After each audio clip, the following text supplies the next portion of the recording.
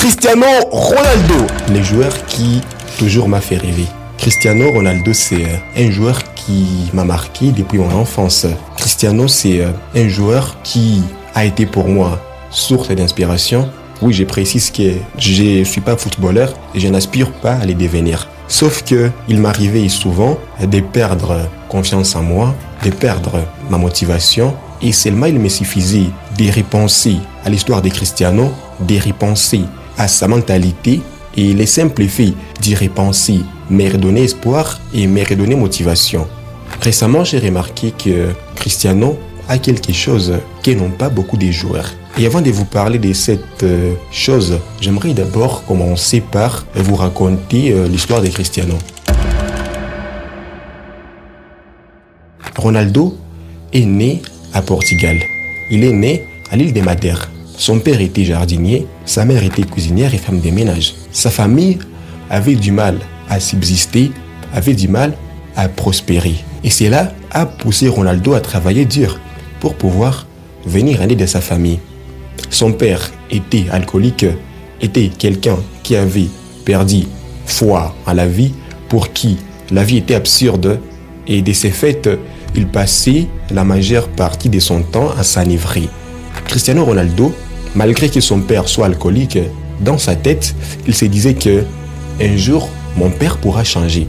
Parce que c'est pas parce qu'aujourd'hui est pire que demain ne serait pas meilleur. Son père l'a inscrit dans un club de football tout jeune et Cristiano a commencé à se démarquer. C'est là que Sporting Lisbonne l'a reconnu, a découvert son talent et l'a recruté pour évoluer là-bas.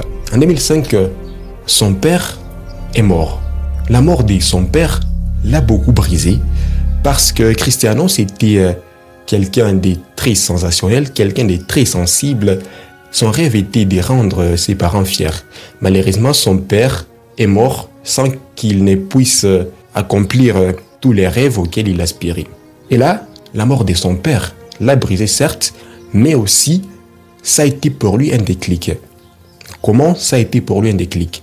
La mort de son père l'a poussé à s'entraîner 10 fois plus qu'avant. Parce que Cristiano lui disait que je dois rendre mon père fier, je dois rendre mes parents fiers. Et la meilleure manière de rendre ses parents fiers, c'est de travailler si dur, c'est de bosser 10 fois plus que les autres. Souvent, nous avons un petit problème. Et le problème, c'est que quand nous perdons des proches, nous nous plaignons constamment et nous nous appuyons sur notre sort. Alors que la meilleure manière de rendre fiers les gens qui nous étaient proches mais qui sont morts, c'est de pouvoir suivre nos rêves, c'est de pouvoir nous améliorer. Comme je l'ai dit tantôt, Cristiano a été recruté par les Sporting Lisbonne. Et là, il a fait vraiment des exploits incroyables. Après, il a été recruté par Man U. À Man U, il a commencé sa saison pas très ouf, mais après, il est devenu le meilleur joueur de cette équipe.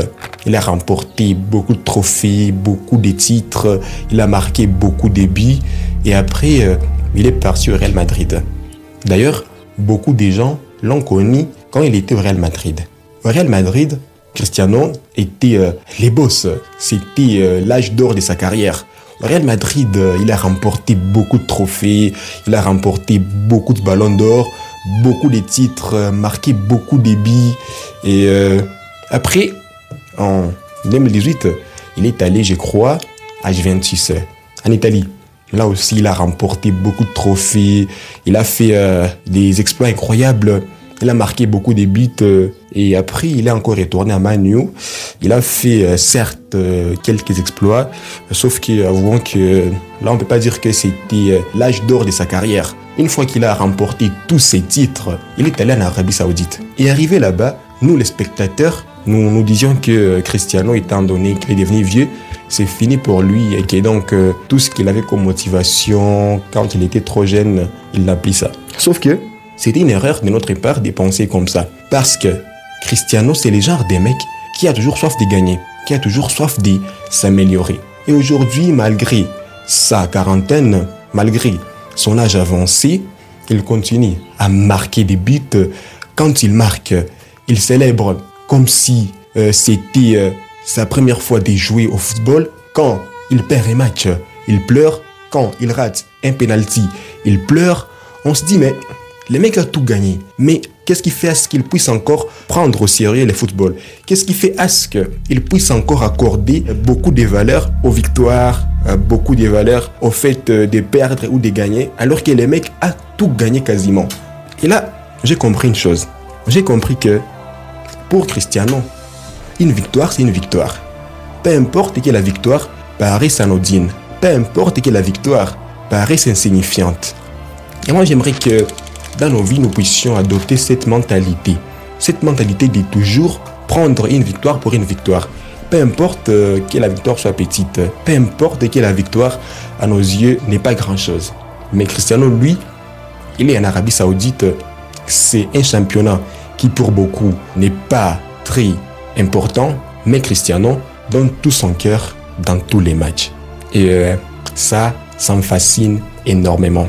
Et grâce à lui, je me suis rendu compte que dans ma vie, j'ai déjà accompli beaucoup de choses, mais je n'ai pas toujours eu ce courage, je n'ai pas toujours vu les choses du bon côté.